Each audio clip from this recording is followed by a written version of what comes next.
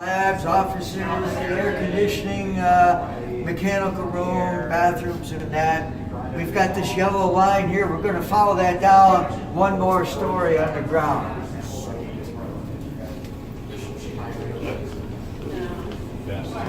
And this is the control room right here. Okay. My name is Tom Miller. I'm an engineer down here to help keep the accelerator and the facility running in that. Okay. First thing is, okay, has everybody heard of carbon-14 dating? Yes. Okay, that's one of the isotopes that we measure down here. Okay, so we do carbon-14 dating. We also do aluminum-26, beryllium-10, calcium-41, chlorine-36, and iodine-129. Okay, but the method is the same. And what we need for the carbon dating, we need to measure the actual number of carbon-14 atoms in a sample relative to the amount of carbon-13 in the sample.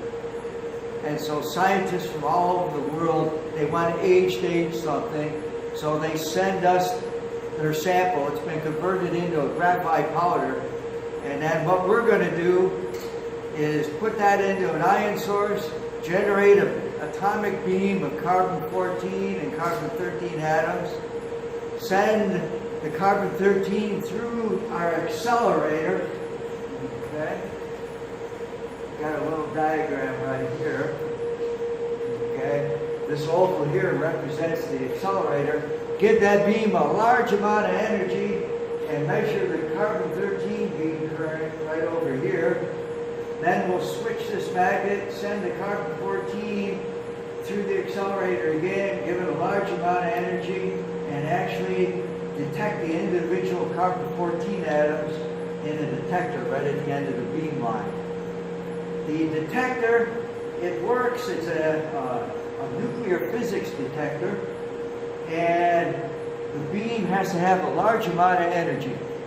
And that's why we have to have the accelerator and then all these magnets, because it's traveling about 1/10 the speed of light. So these controls here are for the generation of the beam in the ion source, and then to guide the beam through the beam line and around and all the way into the detector. This right here is the Van de Graaff accelerator controls. That's what's inside this big tank here. Has everybody seen just the little Van de Graaff generators in high school? Usually the girl that's got the long hair touches what I call the terminal, and it charges up. Okay, we've got the same sort of thing inside this big pressure vessel here. And right now it's running at about 5.3 million volts. And typically, when we're actually running samples, we're up around the order of 7.8 to 8 million volts. And in the little generators that you see, there's a little belt that goes around and around. And we used to have a big belt. I'll show you one. We replaced that with what's called pelletron chains. And that's that noise you hear coming from through the hallway right here. That's the chains continually putting charge up on the terminal, in this case up to 5.3 million volts. This computer right here is actually used to adjust all the magnets, to monitor the vacuums in the beam line. The beam won't travel through air, it's got to go through an evacuated beam line. It adjusts steers and puts cups in and all that, so that we can get the beam focused and steered all the way into the detector. And this just uses LabVIEW, okay? And essentially when I take this bar right here and move it up and down, okay, there's an Ethernet cable connected in the back here that goes out to some mini computers, and they're attached to power supplies. And when I raise this bar up, it adjusts the power supply. It'll adjust the voltage up or down, or a magnet current. And that way we can guide the beam all the way to the detector. Over here, this is the data acquisition system right here. All the signals from the detector, they come through a fiber optic system underneath the floor here to this computer here. And then again, we've got LabVIEW, and that converts all the signals into numbers and charts and tables and that, so that we can understand what's going on. The important thing is, we're not running right now, but when we detect, say, a carbon-14 atom, okay, if it falls within this area here, you'll see a little green dot go in there, and that's the detection of a carbon-14 atom. We were just running calcium-41, and so anything that falls inside here, that's a calcium-41 atom. If it falls outside of that, then it's something else entirely different, and we reject it. Let's go out into the tank room. This is called a cathode, and right in the middle there's a little hole, and that's where the sample powder is pounded in. And just a drill rod and a hammer. We have students and some staff members, and they load it in. So this is a sample right here, okay, and then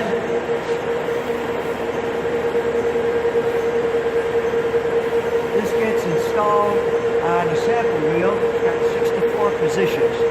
And so we usually put in about 50 unknowns, a couple of blanks that won't have any carbon-14 in it, some quality controls. We know what the number is already to check our system, and then a bunch of standards to normalize our system. And then this sample wheel gets put right up in the back here.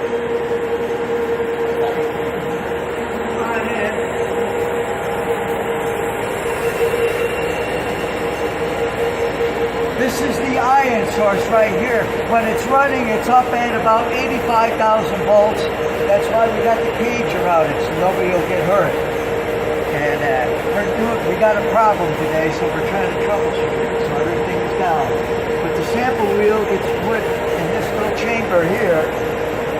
And then if we want to run sample number 10, what happens is the wheel rotates around over the bottom in the back of it, and that gets lowered down into the ion source, which is in this region right in here. And then a finely tuned cesium beam is aimed at that sample and actually sputters that sample away. It starts to destroy it. And the atoms are kicked out in this direction here. They go through a cesium vapor, and they pick up an extra electron. They become negatively charged. And this whole region back in here is up at about minus 85,000 volts. That repels the beam out in that direction there to the beam line right there. There's all sorts of pumps here, and spheres, and isolenses, and focus the beam, so it goes down to the center of the beam pipe. Onto each of the atoms in that, because our accelerator is up at a positive voltage, and so the negative atom will be attracted to the positive terminal voltage. It gives it a lot of energy.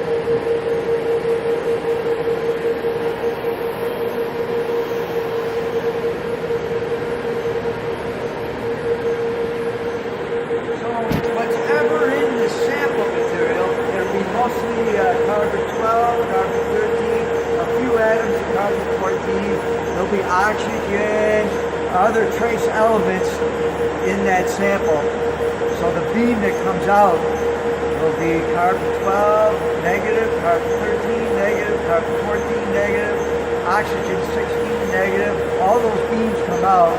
This magnet here acts as a mass separator, and we set it up so that first the carbon-13 beam gets bent 90 degrees, sent through the beam line, and into the accelerator, where it'll get accelerated.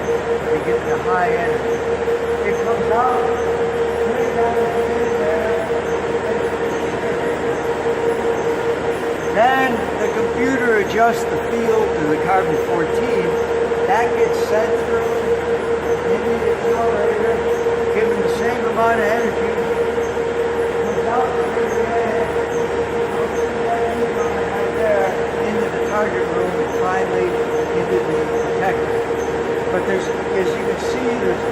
sorts of equipment on the beamline here. We've got a cryo pump there, a good vacuum, cryo pump there, and over back here is a turbo pump. This is a high voltage isolate. These are some steers to steer the beam. This is an ion gauge here that measures the vacuum inside the pipe. We're about 4.0, 10 to the minus 8 torr. Atmospheric pressure is 764, so we're about 10 or 11 orders of magnitude. It's a big long bridge. You can see to the right and to the left, it's what's called the column, and it's up in the air. Now we have the spark. It's just a big lightning bolt from the tank, from the terminal to the tank. Doesn't usually hurt anything. Now go inside, sometimes the spark will damage stuff inside. Well, we have to change those stripper foils, and then we have to pump out the gas. We have to save it because it's too expensive to throw away. So we got some storage cylinders. We got a compressor. We pump it out. It takes about 12 hours. Then we open up a valve and we backfill it with just room air. That takes about an hour. And then we can open up this door here and another door down there. And we got a big gray fan that we roll down and we blow air through for about 8 to 12 hours. And then we sample the atmosphere inside to make sure it's okay. And then we can crawl in. We usually got scaffolding here. We put it in the belly of the tank, and then we can crawl in, stand up, work on the accelerator. When we're done, we take all the tools out, the scaffolding comes out, just wipe out the belly, make sure there's nobody in there, we close the doors, and then we got a vacuum pump down in what's called the trench here. There's the plumbing of that. We pump the air out overnight. And then we can open the valves on our storage cylinders, leave the gas back in, turn the chains on, and start to run the voltage back up. How often do you have to do that? About 4 times a year. This year, we've already did it 8 times. It's been a real bad year. Right here. They generate lots of dust, and they rip and tear. Really hard to install these. And our company up in Madison, Wisconsin made what is called a Peloton chain. That's what you hear going around right now. And here it takes 2 chains, this is one, to match one belt. And this one broke. They last about 5 or 6 years. And this is what goes around about once every 0.8 seconds. There's positive charge put on each of these steel pellets. It's picked off on the terminal and builds the voltage up. It costs about $10,000 for one chain. And we broke a chain early part of this year. We had to put a new one in, but it's running really, really well. How much does the belt cost? The only beam coming down here now would be the carbon 14. Or like over the weekend, it was a calcium 41. And it enters this big switching magnet here. And you can see we've got 2 beam lines here. The right 45, that we use for calcium, aluminum, beryllium, and chlorine. And then we've got the right 30 beam line, that's used for the carbon and the iodine. And then the beam goes right down through here. Again, you'll see the same sort of thing. Here's a cryo pump vacuum, a set of steers right here, Faraday cup gate valve. Here is a quadrupole magnet right here.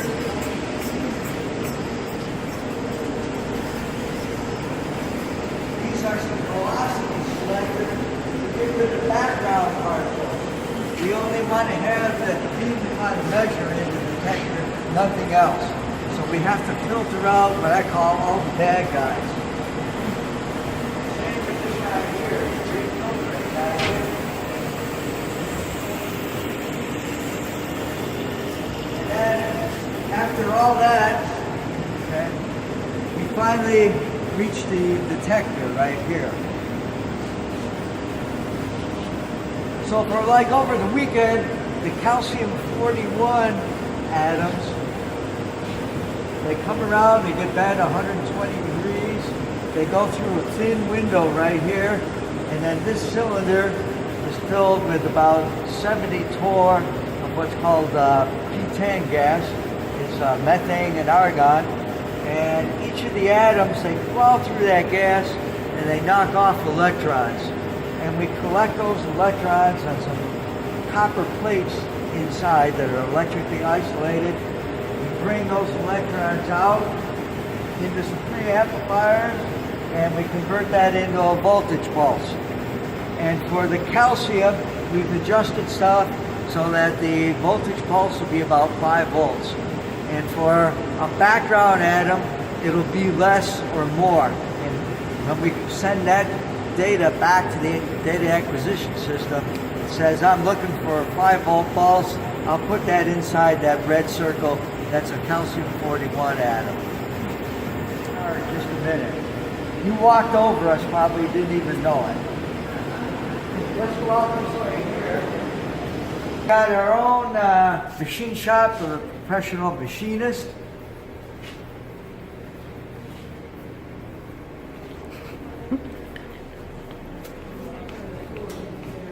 The accelerator was installed from 1968 to 1970.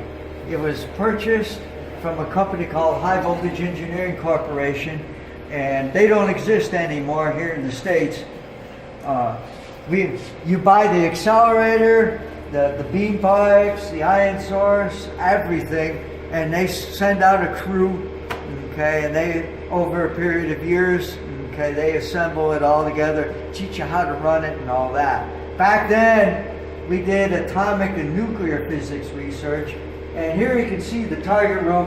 They were setting up a whole bunch of different beam lines with target chambers at the end. And this is what the control room used to look like. Everything was just a knob. You turn a knob and some wires were hooked to a power supply out in the tank room or in the target room. Okay? And let's see. Okay.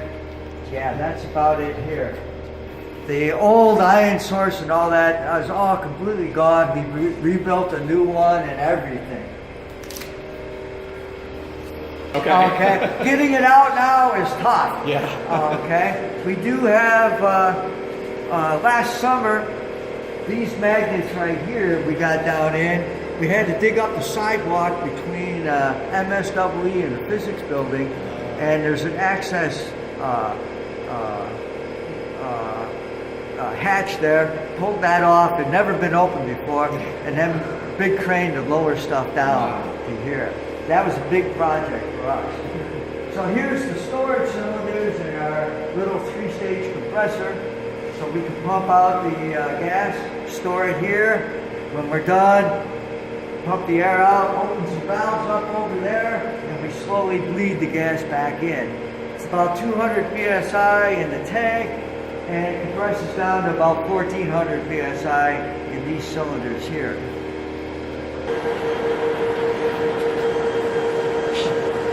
Okay, here's your answer on how to get a tank our size down into, okay, this is taken from the top of the physics building looking south. That's the electrical engineering building. There's the ME building. Northwestern Avenue is right there. The old fountain is over here. This used to be a parking lot right here. The MSEE building didn't exist. And you can see the tank room here is just a trench, just a hole in the ground. And it got a couple of cranes and they're lowering the tank down in. It's a primer yellow, and then they painted it the orange. And so it's trapped down in here right now. Let's see, the only other machine that's as big as us is out at Lawrence Livermore. And they do the same sort of dating technique as we do. There's other machines smaller than this throughout the world. And when we run like chlorine, beryllium, and that, you need to have a very high energy. And that's why we got the big accelerator like this. We're good. People can do carbon-14 with a machine, almost a tabletop machine now. But the chlorine needs to have high energy, calcium, high energy. That's why we got the big accelerator. This tunnel is going to go to MSEE. Okay. Okay, right down on the other side of this wall, down there is the storage cylinders running parallel to this wall here. And then we've got our compressor down there. And we keep walking, and then we enter the tank room down in here. Okay, the tank room running in this direction here, perpendicular to the wall.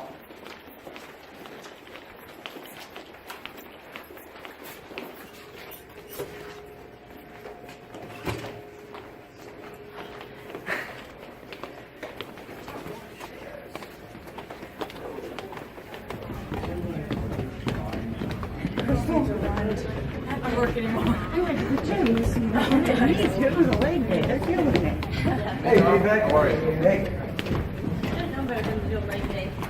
A tour day. Well, arms were at 10:31 cents. Maybe just did four. That's tomorrow.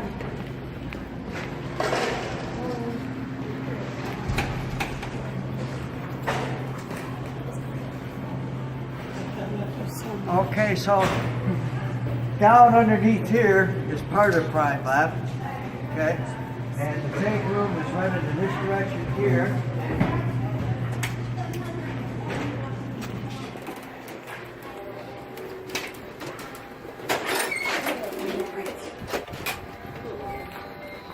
Oh, breeze.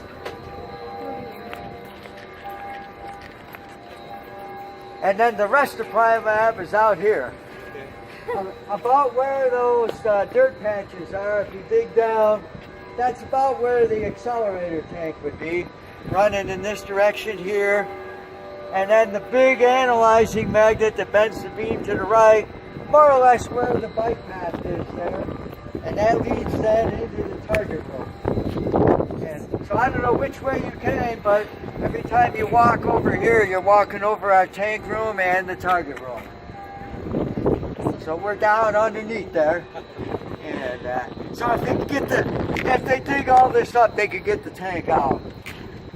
And major job though. It's not something you don't want to do. Yeah. And then also from biology also, okay. And then we get samples from all over the world, all over. A lot as far as. You can use carbon-14 and calcium-41 for tracer elements. Okay? But you inject somebody with carbon-14. Okay? That's a lot safer than some of the other isotopes. And then we can measure urine and stuff like that easily. Or if you sacrifice the animal for a kidney and stuff like that. Real easy. And then of course we do lots of geology. Okay? We can measure aluminum and beryllium, and that can tell us how old the rock is. Okay, the exposure age, or a meteorite, that sort of thing. And lots of samples there also. Do you ever test artifacts or anything human-made that's old? Oh yeah, all the time for the carbon-14, yeah. Okay, axe handles, wood, anything like that, yep. Yep, people send us all sorts of samples, call up and say, can you measure this? And, we measure probably 5,000-6,000 samples a year. We try to run around the clock, but as you can see, it's a pretty complicated machine. It's tough to keep everything working at once. You convinced me. Yeah. May I ask how many people typically have access to that machine? Let's see, we got a small staff, but then we've got, we probably got, that does something like this. Okay, you got to go to the University of Arizona or Lawrence Livermore out in California, okay, for this type of research here. And if you the next accelerator like ours that actually does like atomic and nuclear physics research is just up the road at Notre Dame. Okay, and they got the same sort of machine as us, but they're running. They're doing actual research into nuclear physics and astrophysics and all that sort of stuff. I don't think they're doing anything of like the dating technique that we are. We're dedicated, so we provide a service. Is theirs the same size as? Yeah. Yep. So what they do at Notre Dame is just fluff. Yeah, we don't. Yeah. We don't count them. Yeah. Okay, I'll let you go then. Thank you so much. Great. Okay, John.